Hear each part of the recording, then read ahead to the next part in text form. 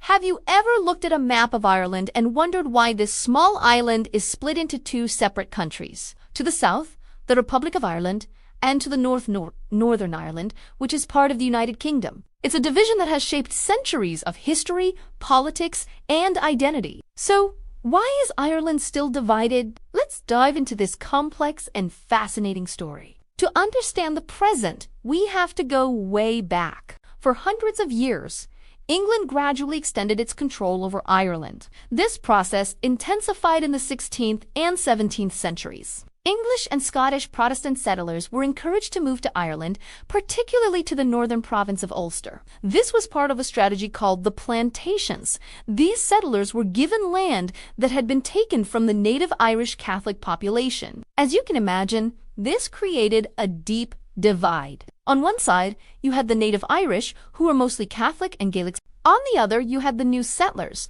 who were Protestant and loyal to the British Crown. This wasn't just a religious difference. It was about culture, land, power, and identity. Over time, Ulster became the only province in Ireland with a Protestant majority. This set the stage for everything that was to come. Fast forward to the 19th century. Across Ireland, a powerful movement for home rule was growing. Most Irish people wanted to govern themselves, to have their own parliament in Dublin, while still remaining part of the British Empire. It sounds like a reasonable compromise, right? Well, not for everyone. The Protestant community in Ulster, who now called themselves Unionists, were terrified of home rule. They believed a Dublin-based government, dominated by Catholics and nationalists, would threaten their culture, their religion, and their economic ties to Great Britain. They saw themselves as British, and they were determined to remain part of the United Kingdom. Their slogan was, "Home rule is Rome rule," reflecting their fear of being a minority under Catholic authority. The tension was so high that by the early 1910s, both sides had formed armed militia. Civil war seemed almost inevitable. Then, World War I broke out, and the home rule issue was put on hold. But the desire for Irish independence didn't go away. In 1916, a group of Irish Republicans staged the Easter Rising in Dublin, declaring an independent Irish Republic. The rising was crushed by the British, and its leaders were executed. But this act turned them into martyrs and massively boosted support for full independence. Not just home rule.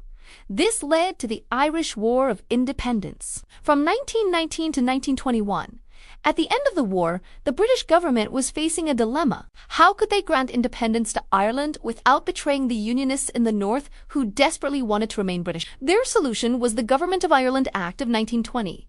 This act partitioned the island. It created two separate self-governing territories. One was for the 26 southern counties, which would become the Irish Free State.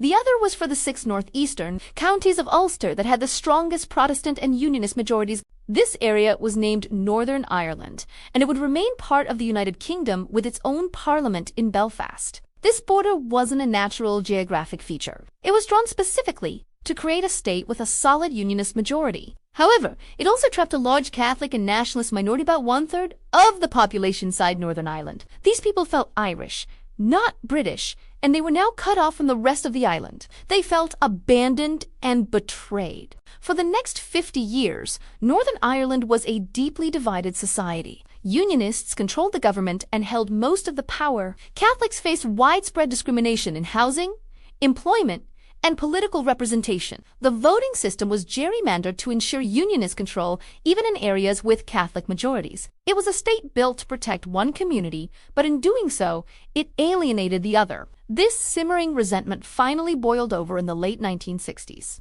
Inspired by the civil rights movement in the United States, Catholics in Northern Ireland began to protest peacefully for equal rights. They demanded an end to discrimination and for one person, one vote. However, these marches were often met with police brutality and violent attacks from loyalist counter-protesters. The situation spiraled out of control. The British Army was sent in to keep the peace, but they were soon seen by many Catholics as an occupying force. This period, known as the Troubles, was a low-level, brutal conflict that lasted for nearly 30 years. On one side, you had Republican paramilitary groups like the IRA, who used violence to try and force the British out and unite Ireland. On the other side, you had loyalist paramilitary groups like the UVF and UDA, who used violence to keep Northern Ireland British. The British Army and local police were caught in the middle. It was a dark and tragic time, with over 3,500 people killed and tens of thousands injured. After decades of violence, people were exhausted. A long and difficult peace process began, culminating in the Good Friday Agreement of 1998. This was a landmark achievement. It was endorsed by voters in both Northern Ireland and the Republic of Ireland. The agreement was a brilliant, complex compromise. It established a new power-sharing government in Northern Ireland, where Unionists and Nationalists had to govern together. It recognized the principle of consent, meaning Northern Ireland would remain in the UK as long as a majority of its people wished. But if that ever changed, there could be a referendum on a united Ireland. Crucially, it recognized everyone's identity. People in Northern Ireland could choose to be British, Irish, or both, and hold passports for either or both countries. The border became nearly invisible, allowing for free movement of people and goods. It seemed like the beginning of a new era. So if the Good Friday Agreement was so successful, why are we still talking about division? The peace it brought is real, but it's also fragile. The power-sharing government has collapsed multiple times due to disagreements. Segregation is still a reality. In many towns, peace walls still separate Protestant and Catholic neighborhoods. Identity politics remain at the forefront of every election. And then came Brexit. When the UK voted to leave the European Union in 2016, it threw a massive wrench into the works. Remember that invisible border? Suddenly, it was set to become an external border of the EU.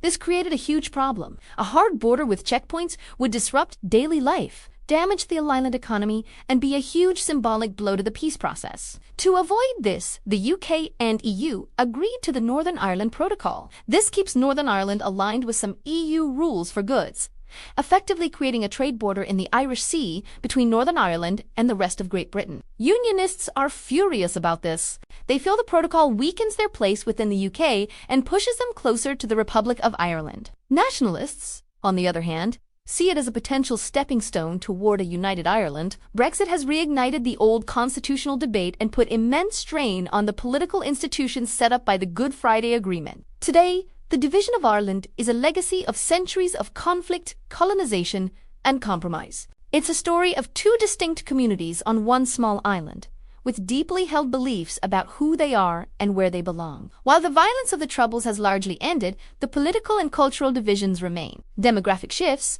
with the Catholic population now slightly outnumbering the Protestant population for the first time. And the ongoing fallout from Brexit mean the question of Ireland's future is more alive than ever. The final chapter in the story of Ireland's division has not yet been written. Thanks for watching. If you found this explanation helpful, please give this video a like and subscribe for more deep dives into history and politics. See you next time.